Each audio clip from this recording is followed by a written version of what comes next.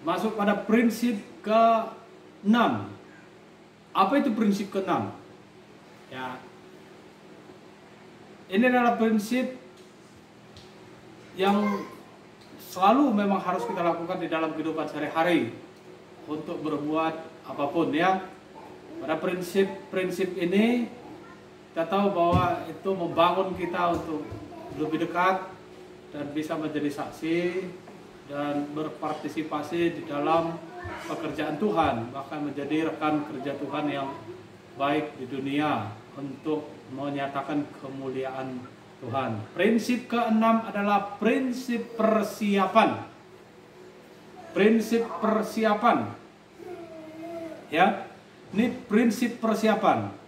Karena itu saya katakan tadi, kalau prinsip ini itu selalu dibutuhkan kehidupan kita sehari-hari, ya. Prinsip persiapan membawa pada pelayanan yang lebih efektif.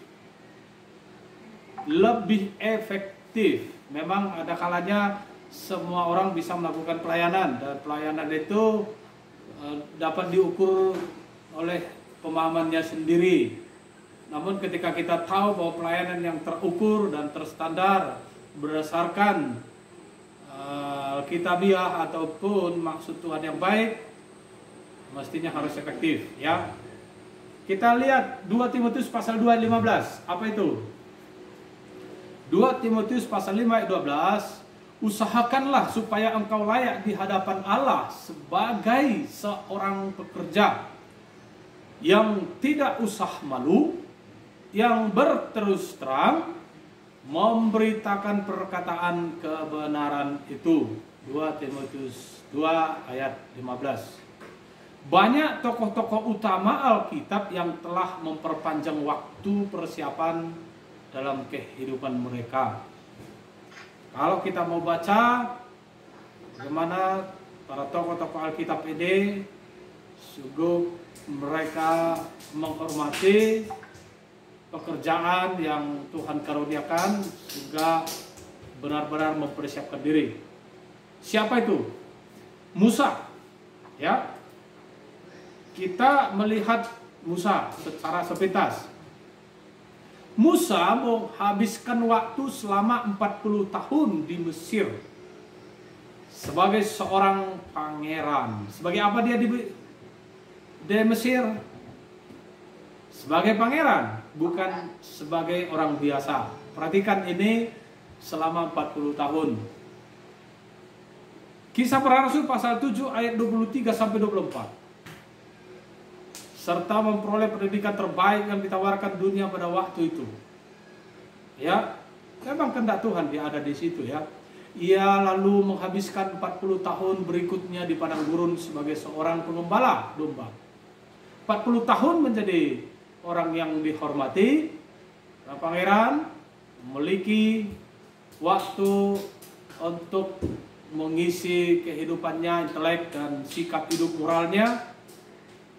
Dan 40 tahun sebagai pengembala domba, serta tumbuh semakin dekat dengan Tuhan. Jadi ada 40 tahun secara intelek pengetahuan, dan ada 40 tahun secara pembentukan karakter rohani, karakter yang langsung dilatih oleh Tuhan, ya, secara rohani.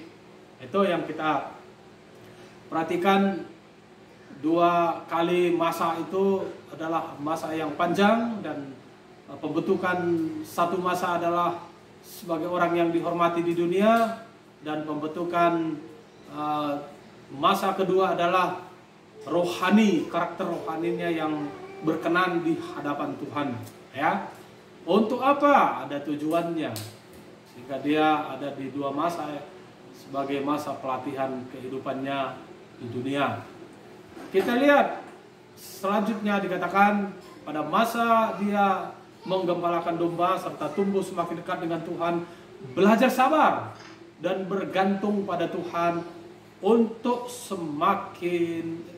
semua kebutuhannya. Ya, artinya bahwa pada masa pengembalaan itu dia akan mencari penghidupannya, baik keluarga barunya di situ.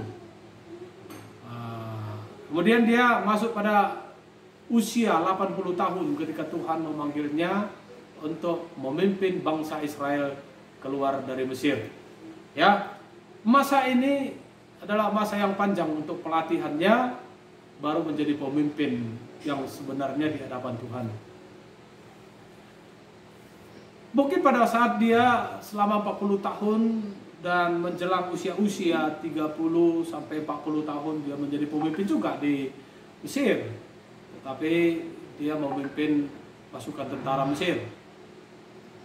Kemudian ketika dia pun ada masa 40 tahun sampai dengan usia 80 tahun menjadi pengembala domba, pun dia menjadi pemimpin. Tetapi pemimpin apa? Pemimpin para domba-domba dan memimpin keluarganya, dan secara khusus barangkali dia memimpin dirinya di dalam standar keteraturan dan ketertiban Alkitabiah ataupun Tuhan, ya. Nah, sehingga kedua hal ini bisa membawa dia siap dan sanggup untuk memimpin bangsa Israel keluar dari Mesir. Banyak kisah, banyak cerita, banyak pelajaran yang bisa kita dengarkan kisah Musa ini. Namun bisa kita perpanjang di lain waktu. Contoh kedua, prinsip persiapan, yaitu para tokoh-tokoh utama Alkitab yang benar-benar dengan waktu yang panjang mempersiapkan diri, mempersiapkan kehidupan mereka adalah Daud. Ya, Daud diurapi untuk menjadi raja Israel sebelum ia diangkat menjadi raja Israel.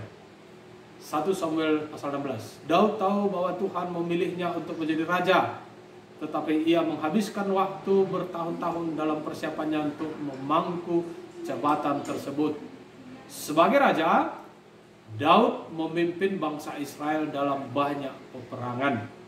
Tetapi sebelum ia memimpin bangsa Israel berperang, Tuhan memberinya keberanian untuk menghadapi seekor singa, seekor beruang, dan Goliat, yaitu manusia raksasa Filistin. Perhatikan Daud ini, dia ada masa yang cukup panjang sampai dia duduk di tahta kerajaannya. Dan masa itu masa pengejaran hidupnya, dan juga bisa mengalami banyak ketersisaan, penderitaan dalam perjalanan hidup menuju tahtanya. Namun dia setia dan selalu berbuat baik, ya. Inilah Daud. Bisa banyak kita dengarkan tentang Daud dengan waktu yang lain. Kita lihat siapa lagi tokoh yang sangat panjang mempersiapkan diri dalam kehidupan dia adalah Yesus Kristus. Yesus sebagai anak Allah. Yesus anak Allah sebagai manusia belum memulai pelayanannya hingga ia berusia 30 tahun. Lukas 3 ayat 23. Kita hanya tahu sedikit informasi mengenai apa yang Yesus lakukan selama masa-masa sebelum ia melayani. Menurut tradisi, Yesus tentunya menghafalkan Taurat, disebut 5 kitab pertama dalam perjanjian lama. Nevi'im, kitab para nabi, dan Ketuvim, kitab-kitab yang berisi tulisan-tulisan setelah Taurat dan Nevi'im. Itu dihafalnya saat berusia 13 tahun. Sehingga pada waktu itu dia ada waktu berdiskusi dengan para ahli Taurat atau para imam di bait suci, ya. Situasi dapat menjadi sulit ketika menjalani masa persiapan yang Tuhan berikan kepada kita. Tetapi kita harus memiliki komitmen untuk mengikuti waktu Tuhan dalam kehidupan kita. Kita bisa memilih apakah kita yakin pada waktu Tuhan bagi kehidupan kita, atau kita yakin pada waktu kita sendiri dalam kehidupan kita.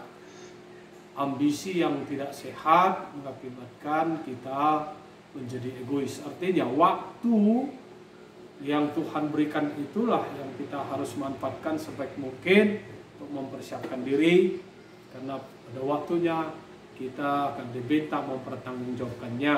Namun terbentur dengan seringnya muncul keegoisan atau ambisi yang memunculkan atau mengakibatkan menjadi egois. Artinya jika kita mengharapkan lebih ataupun yang terbaik dari kehidupan kita, sedangkan persiapan kita berkurang, persiapan kita sangat minim, maka itu disebut ambisi. Ambisi itulah yang akan mengakibatkan kita menjadi egois. Egois itu mengarah kepada mementingkan diri sendiri dan bisa tidak peduli dalam banyak hal ataupun tidak peduli dengan sekeliling kita. Jadi ketenangan dan damai dari Tuhan akan menaungi kita jika kita tunduk pada rencananya bagi kita. Jadi kita lihat gimana penerapannya. Kolose 3 ayat 23 sampai 24 mengatakan, apapun juga yang kamu perbuat, perbuatlah dengan segenap hatimu seperti untuk Tuhan dan bukan untuk manusia. Ya.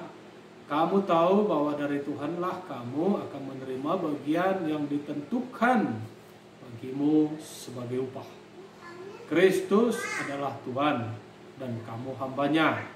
Ya, artinya memang kita bisa bekerja untuk orang, tetapi kita melakukan pekerjaan kepada orang seperti melakukan untuk Tuhan. Ini yang disebutkan kita memuliakan nama Tuhan di tempat kita bekerja. Pengkhotbah 10 ayat 10 mengatakan, jika besi menjadi tumpul dan tidak diasah, maka orang harus memperbesar tenaga, tetapi yang terpenting untuk berhasil adalah hikmat. Artinya pengkhotbah ini memang kalau kita sudah tidak begitu tajam lagi, butuh tenaga untuk bisa menggunakannya. Namun di dalam keadaan seperti itu ada hikmat yang bisa kita peroleh dari Tuhan yang membuat kita bisa berhasil melakukannya walaupun posisi kita sedang tumpul. Ya, kenapa? Ya, karena kurang ketajaman kita mungkin tidak menjadi orang yang diunggulkan atau senjata yang dibuat menjadi senjata utama. Tapi bisa juga dengan hikmat Tuhan, kegunaan kita bisa lebih sedikit daripada yang sesungguhnya. Namun itu juga hikmat Tuhan, ya. Contoh-contoh persiapan di era modern. Pendidikan formal, ya, kita lihat. Ini contoh persiapan di era modern, pendidikan formal. Itu adalah SD, SMP, SMA, dan perguruan tinggi. Kemudian ada pemuritan, yaitu proses yang bertujuan untuk mengembangkan iman secara pribadi. Itu bisa masuk pada masa SDK, SMPK, SMA, atau perguruan tinggi, ya, proses pemuritan itu. Kemudian proses mentoring, yaitu seorang mentor adalah seseorang yang mendampingi Anda dalam menuju sasaran Anda dan bersedia membantu Anda untuk mencapainya. Artinya ada pembimbing. Itu pembimbing ini sebenarnya sampai tua itu harus ada mentoringnya, ya. Kemudian pengalaman-pengalaman resmi, yaitu perjalanan atau mempelajari budaya baru. Nah, ini adalah disebut belajar mandiri dengan kehidupan sehari-harinya, dituntut dengan ilmu pengetahuan yang dimilikinya, ya. Kemudian kita lihat pengalaman hidup, yaitu pekerjaan atau momen baik maupun buruk yang kita hadapi. Bisa satu waktu kita menghadapi itu dan itu menjadi pelajaran bagi kehidupan kita. Inilah prinsip ke-6, yaitu prinsip persiapan dari beberapa tokoh.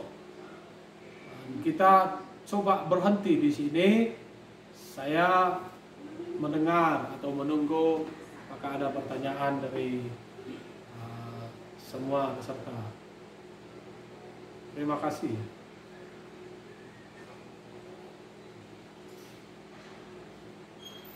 Oke, buka pertanyaan.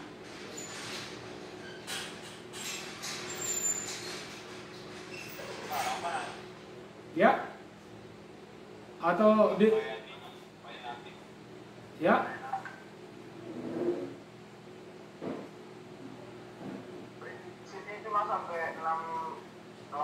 nanti ada sampai 10 atau gimana Pak? Iya, ada sampai 10, tapi ini prinsip ke-6. Jadi mau lanjut atau pertanyaan dulu?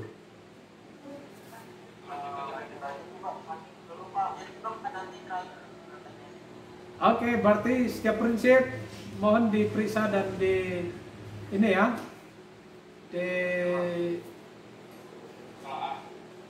ditulis, nanti ditanya ya, oke?